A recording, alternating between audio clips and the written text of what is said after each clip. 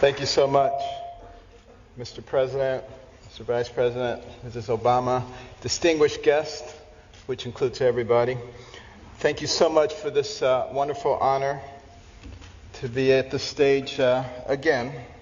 I was here 16 years ago, and the fact that they've invited me back means that I didn't offend too many people. So that was great.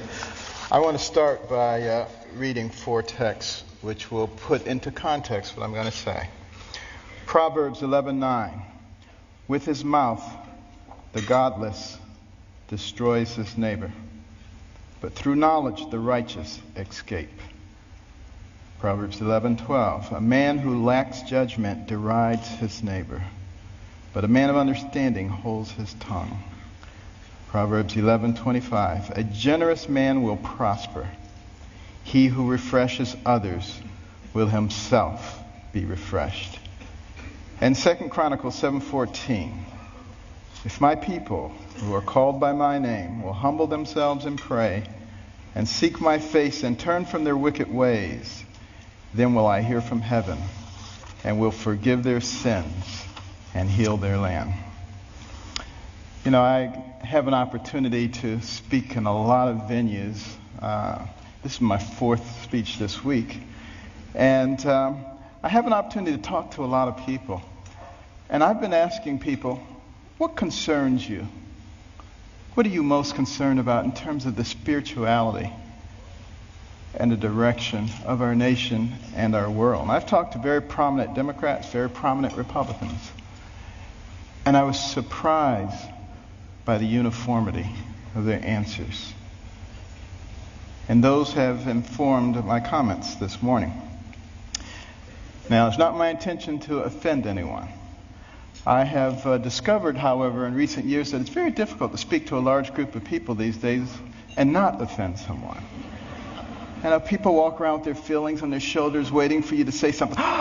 Did you hear that? And they can't hear anything else you say. The PC police are out in force at all times.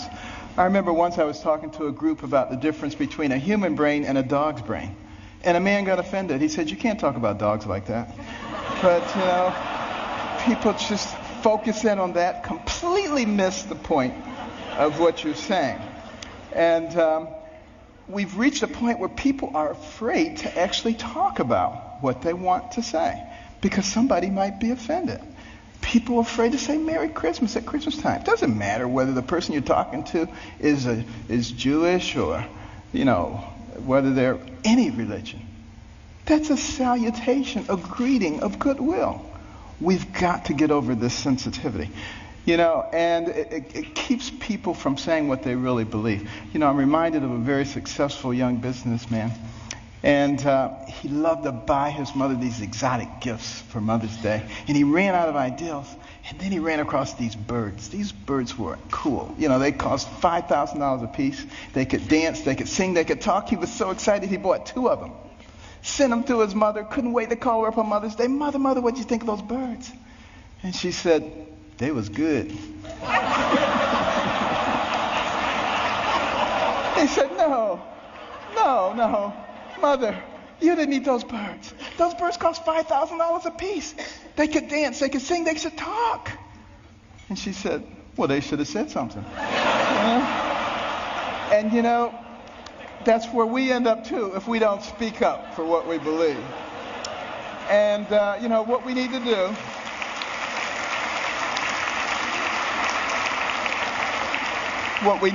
do in this PC world is forget about unanimity of speech and unanimity of thought. And we need to concentrate on being respectful of those people with whom we disagree. And that's when I think we begin to make real progress. And one last thing about political correctness, which I think is a horrible thing, by the way. I'm very, very compassionate, and I'm not ever out to offend anyone. But PC is dangerous. Because you see, this country, one of the founding principles was freedom of thought and freedom of expression. And it muffles people. It puts a muzzle on them. And at the same time, keeps people from discussing important issues while the fabric of this society is being changed. And we cannot fall for that trick. And what we need to do is start talking about things that are important, things that were important in the development of our nation. Well, one of those things was education. I'm very passionate about education because it's made such a big difference in my life. But here we are at a time in the world, the information age, the age of technology. And yet, 30% of people who enter high school in this country do not graduate. 44% of people who start a 4-year college program do not finish it in 4 years. What is that about? Think back to a darker time in our history, 200 years ago when slavery was going on. It was illegal to educate a slave, particularly to teach him to read. Why do you think that was? Because when you educate a man, you liberate a man. And there I was as a youngster, placing myself in the same situation that a horrible institution did, because I wasn't taking advantage of the education. I was a horrible student. Most of my classmates thought I was the stupidest person in the world. They called me dummy. I was the butt of all the jokes.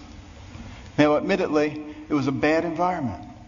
Single parent home. You know, my mother and father had gotten divorced early on. My mother got married when she was 13. She was one of 24 children. Had a horrible life. Discovered that her husband was a bigamist. Had another family. And she only had a third-grade education. She had to take care of us. Dire poverty. Had a horrible temper, poor self-esteem. All the things that you would think would preclude success. But I had something very important. I had a mother who believed in me. And I had a mother who would never allow herself to be a victim, no matter what happened. Never made excuses, and she never accepted an excuse from us. And if we ever came up with an excuse, she always said, "Do you have a brain?" And if the answer was yes, then she said, "Then you could have thought your way out of it. It doesn't matter what John or Susan or Mary or anybody else did or said." And it was the most important thing she did for my brother and myself.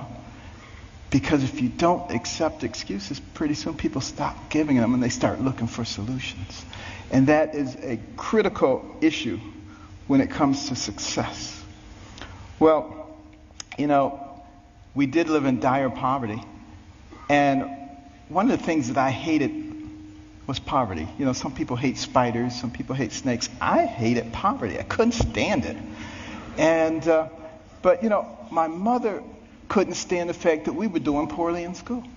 And she prayed and she asked God to give her wisdom. What could she do to get her young sons to understand the importance of developing their minds so that they can control their own lives? And you know what? God gave her the wisdom, at least in her opinion. My brother and I didn't think it was that wise, because it was to turn off the TV. Let us watch only 2 or 3 TV programs during the week, and with all that spare time, read 2 books apiece from the Detroit Public Libraries and submit to her written book reports, which she couldn't read, but we didn't know that. And she put check marks and highlights and stuff. But, you know, I just hated this. And my friends were out having a good time. Her friends would criticize her. They would say, "You can't make boys stay in the house reading books. They'll grow up, they'll hate you." And I would overhear them, and I'd say, "Mother, you know they're right." But she didn't care, you know. But after a while, I actually began to enjoy reading those books. Because we were very poor, but between the covers of those books, I could go anywhere, I could be anybody, I could do anything. I began to read about people of great accomplishment. And as I read those stories, I began to see a connecting thread. I began to see that the person who has the most to do with you and what happens to you in life is you. You make decisions. You decide how much energy you want to put behind that decision. And I came to understand that I had control of my own destiny. And at that point, I didn't hate poverty anymore, because I knew it was only temporary. I knew I could change that. It was incredibly liberating for me. It made all the difference. And continue on that theme of education. In 1831, Alexis de Tocqueville came to America to study this country. The Europeans were fascinated. How could a fledgling nation, barely 50 years old, already be competing with them on virtually every level? This was impossible. De Tocqueville was going to sort it out. And he looked at our government, and he was duly impressed by the 3 branches of government. 4 now, because now special interest groups, but it was only 3 back in those days. And, he said, wow, this is really something. And then he said, but let me look at their educational system. And he was blown away. See, that anybody finishing the 2nd grade was completely literate. He could find a mountain man on the outskirts of society. The man could read the newspaper, could have a political discussion, could tell him how the government worked. If you really want to be impressed, take a look at the chapter on education in my latest book, America the Beautiful, which I wrote with my wife. Came out last year. And in that education chapter, you will see questions extracted from a 6th grade exit exam from the 1800s.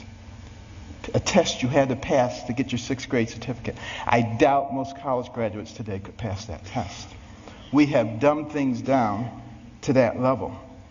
And the reason that is so dangerous is because the people who founded this nation said that our system of government was designed for a well-informed and educated populace. And when they become less informed, they become vulnerable. Think about that. Our system of government, and that's why the education is so vitally important. Now, some people say, you're overblowing it, things aren't that bad. And you're a doctor, a neurosurgeon. Why are you concerned about these things? I've got news for you. 5 doctors signed the Declaration of Independence. Doctors were involved in the framing of the Constitution, the Bill of Rights, a whole bunch of things. It's only been in recent decades that we've extracted ourselves, which I think is a big mistake. We need doctors and we need scientists, engineers. We need all of those people involved in government, not just lawyers. I don't have anything against lawyers, but, here's the thing about lawyers. And I'm sorry, but I got to be truthful, okay? Got to be truthful. What do lawyers learn in law school? To win. By hook or by crook, you got to win. So you got all these Democrat lawyers and you got all these Republican lawyers, and their side wants to win. We need to get rid of that. What we need to start thinking about is how do we solve problems?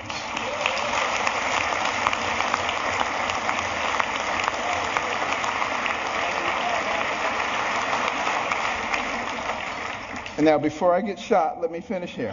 Now, one of the reasons, and I don't like to bring up problems without coming up with solutions. My wife and I started the Carson Scholars Fund 16 years ago after we heard about a survey, international survey, looking at the ability of 8th graders in 22 countries to solve math and science problems. And we came out number 21 out of 22, barely beat out number 22. Very concerning. And we'd go into schools and we'd see all these trophies, all-state basketball, all-state wrestling, all-state this, that, and the other. The quarterback was the big man on campus. And what about the intellectual superstar? What did they get? A National Honor Society pin? A pat on the head, there, little nerd. Nobody cared about them. And is it any wonder that sometimes the smart kids try to hide? They don't want anybody to know that they're smart. This is not helping us as a nation. So we started giving out scholarships to students from all backgrounds for superior academic performance and demonstration of humanitarian qualities. Unless you cared about other people, it didn't matter how smart you were. We got plenty of people like that. We don't need those. We need smart people who care about other people. We would give them money. The money would go into a trust. They would get interest on it. And when they went to college, they get the money. But also the school gets a trophy. Every bit as impressive as any sports trophies. Goes right out there with the others. They get a medal. They get to go to a banquet. And we try to put them on the same kind of pedestal as we do the all-state athletes. Now, I have nothing against athletics or entertainment. Please believe me. I'm from Baltimore. The Ravens won. This is great, okay? But what will maintain our position in the world? The ability to shoot a 25-foot jump shot or the ability to solve a quadratic equation? And we need to put the things into proper perspective. And, many teachers,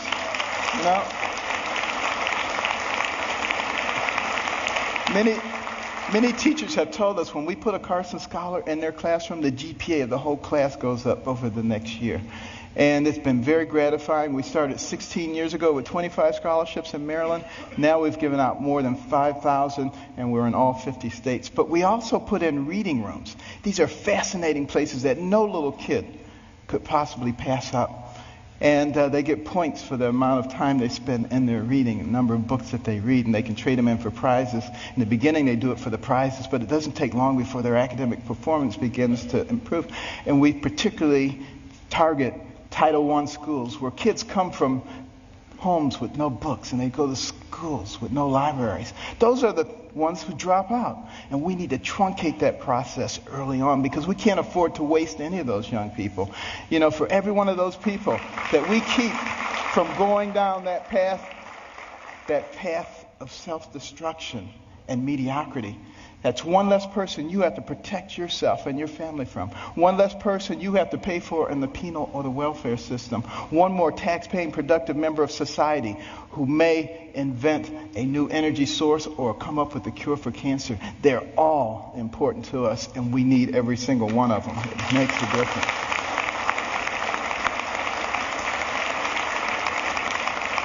And when you go home tonight, please read about it. Carson Scholars Fund. carsonscholars.org. But why is it so important that we educate our people? Because we don't want to go down the same pathway as many other pinnacle nations who have preceded us. I think particularly about ancient Rome. Very powerful. Nobody could even challenge them militarily. But what happened to them? They destroyed themselves from within. Moral decay. Fiscal irresponsibility. They destroyed themselves. And if you don't think that can happen to America, you get out your books and you start reading. But you know, we can fix it. Why can we fix it? Because we're smart. We have some of the most intellectually gifted people leading our nation. All we need to do is remember what our real responsibilities are so we can solve the problems. I think about these problems all the time. And, you know, my role model was Jesus. And he used parables to help people understand things. And one of our big problems right now, and like I said, I'm not politically correct, so I'm sorry. But, you know, our deficit is a big problem. Think about it. And our national debt, $16.5 trillion. You think that's not a lot of money? Tell you what, count one number per second, which you can't even do because once you get to 1,000, it takes you longer than a second. But one number per second. You know how long it would take you to count the 16 trillion? 507,000 years. More than 500,000 years to get there. We have to deal with this. Here's the parable. A family falls on hard times. Dad loses his job or is demoted, gets part-time work. He has 5 children. He comes to the 5 children. He says, we're going to have to reduce your allowance. Well, they're not happy about it, but he said, except for John and Susan. They're special. They get to keep their allowance. In fact, we may give them more. How do you think that's going to go down? Not too well. Same thing happens. Enough said. What about our taxation system? So complex. There is no one who can possibly comply with every jot and tittle of our tax. If I wanted to get you or you, I could get you on a tax issue. That doesn't make any sense. What we need to do is come up with something that's simple. And when I pick up my Bible, you know what I see? I see the fairest individual in the universe, God, and he's given us a system. It's called tithe. Now, we don't necessarily have to do it 10%, but it's principle. He didn't say, if your crops fail, don't give me any tithes. He didn't say, if you have a bumper crop, give me triple tithes. So there must be something inherently fair about proportionality. You make $10 billion, you put in $1 billion. You make $10, you put in $1. Of course, you got to get rid of the loopholes. But now some people say, well, that's not fair because it doesn't hurt the guy who made $10 billion as much as the guy who made 10. Where does it say you have to hurt the guy? He just put $1 billion in the pot. We don't need to hurt him. It's that kind of thinking. It's that kind of thinking that has resulted in 602 banks in the Cayman Islands. That money needs to be back here, building our infrastructure and creating jobs. And we're smart enough to figure out how to do that. We've already started down the path of solving one of the other big problems, healthcare. We need to have good healthcare for everybody. It's the most important thing that a person can have. Money means nothing, titles means nothing when you don't have your health. But we got to figure out efficient ways to do it. We spend a lot of money on healthcare, twice as much per capita as anybody else in the world, and yet not very efficient. What can we do? Here's my solution.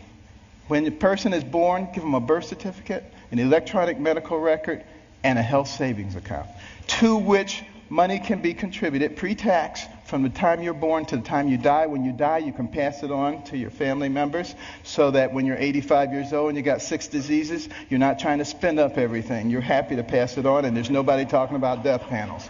That's number one.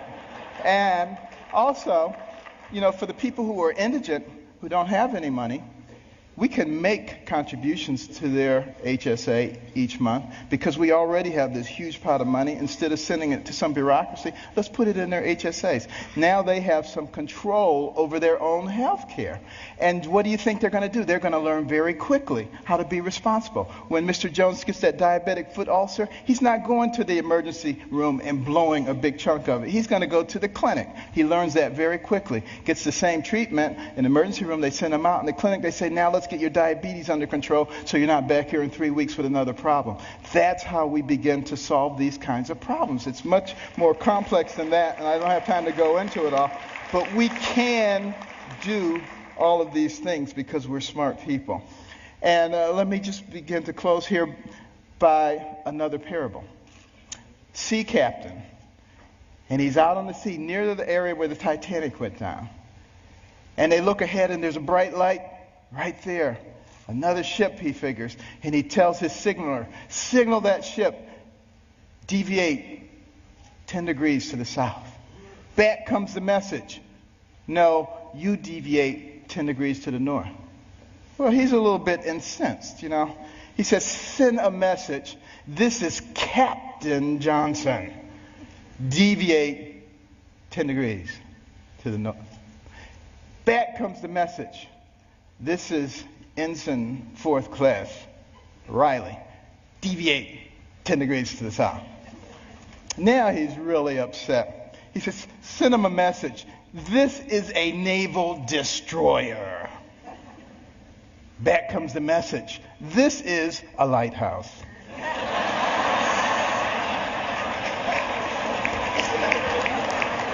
Enough said. Now, what about the symbol of our nation? The eagle. The bald eagle. It's an interesting story how we chose that. But a lot of people think we call it the bald eagle because it looks like it has a bald head. That's not the reason. It comes from the Old English word piebald, which means crowned with white. And we just shorten it to bald. Now use that the next time you see somebody who thinks they know everything. You get them on that one. But why is that eagle able to fly high forward? Because it has 2 wings. A left wing and a right wing. Enough said. And I want to close with this story. 200 years ago, this nation was involved in a war.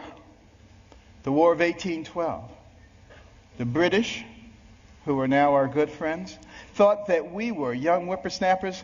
It was time for us to become a colony again. They were winning that war, marching up the eastern seaboard, destroying city after city, destroyed Washington, D.C., burned down the White House. Next stop, Baltimore. As they came into the Chesapeake Bay, that armada of ships, warships, as far as the eye could see, it was looking grim. Fort McHenry standing right there. General Armistead, who was in charge of Fort McHenry, had a large American flag commissioned to fly in front of the fort. the admiral in charge of the British fleet was offended. He said, "Take that flag down. You have until dusk to take that flag down. If you don't take it down, we will reduce you to ashes." There was a young amateur poet on board by the name of Francis Scott Key, sent by President Madison to try to obtain the release of an American physician who was being held captive. He overheard the British plans. They were not going to let him off the ship. He mourned as dusk approached. He mourned for his fledgling young nation. And as the sun fell, the bombardment started. Bombs bursting in air, missiles, so much debris. He strained trying to see, was the flag still there? Couldn't see a thing. All night long it continued. At the crack of dawn, he ran out to the banister. He looked, straining his eyes, but all he could see was dust and debris. And then there was a clearing, and he beheld the most beautiful sight he'd ever seen. The torn and tattered stars and stripes still waving. And many historians say that was the turning point in the War of 1812. We went on to win that war and to retain our freedom. And if you had gone into the grounds of Fort McHenry that day, you would have seen at the base of that flag the bodies of soldiers who took turns propping up that flag. They would not let that flag go down because they believed in what that flag symbolized. And what did it symbolize? One nation under God, indivisible, with liberty and justice for all. Thank you. God bless.